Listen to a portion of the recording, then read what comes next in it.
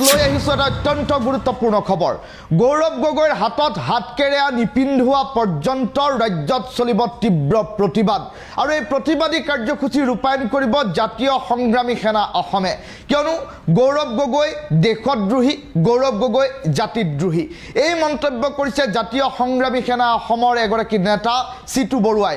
চিতু বৰুৱাই মন্তব্য প্ৰকাশ কৰিছে যে যি পাকিস্তান ভাৰতৰ চিৰবৈৰী, আজন্ম শত্ৰু, আৰু সেই পাকিস্তানে বিভিন্ন সময়ত ভাৰতীয় সেনাবাহিনীয়ে হওক অথবা ভাৰতীয় বহু লোকক, নিৰীহ লোকক আক্ৰমণ চলাই থাকে।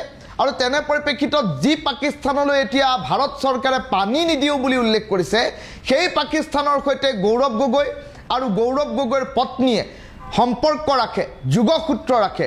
সেই গৌৰৱ গগৈৰ ক্ষেত্ৰত এতিয়া ভাৰত চৰকাৰ অথবা অসম চৰকাৰে কিয় ব্যৱস্থা গ্ৰহণ কৰিব পৰা নাই।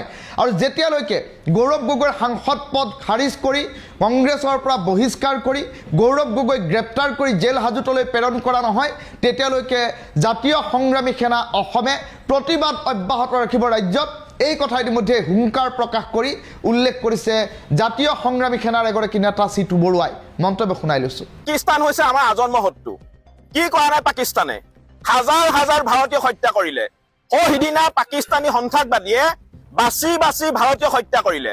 আৰু তেনে এখন দেশৰ লগত গৌৰৱ গগৈ আৰু গৌৰৱ গগৈৰ পত্নীয়ে গোপনে সম্পৰ্ক ৰখা মানে গৌৰৱ গগৈ হৈছে দেশদ্ৰোহী।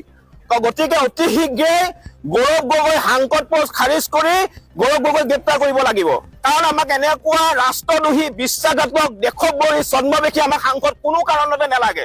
দ্বিতীয়তে গৌৰৱ গগৈ অসমৰ সাংসদ হ'ব, অসমৰ মুখ্যমন্ত্ৰী পদৰ কাৰণে তেওঁ দাবীদাৰ, অসমৰ পৰা তেওঁ দৰমহা ল'ব আৰু নিজৰ সন্তানক তেওঁ ব্ৰিটিছৰ নাগৰিকত্ব দিব। যিজন মানুহে নিজৰ সন্তানক ভাৰতীয় হ'বলৈ নিদিলে, যিজন মানুহে নিজৰ সন্তানক ভাৰতীয় নাগৰিকত্ব কৰ্তন কৰিলে, তেনে এজন ব্যক্তিয়ে কেতিয়াও অসম আৰু অসমীয়া জাতিৰ কাৰণে ভাল চিন্তা কৰিব নোৱাৰে।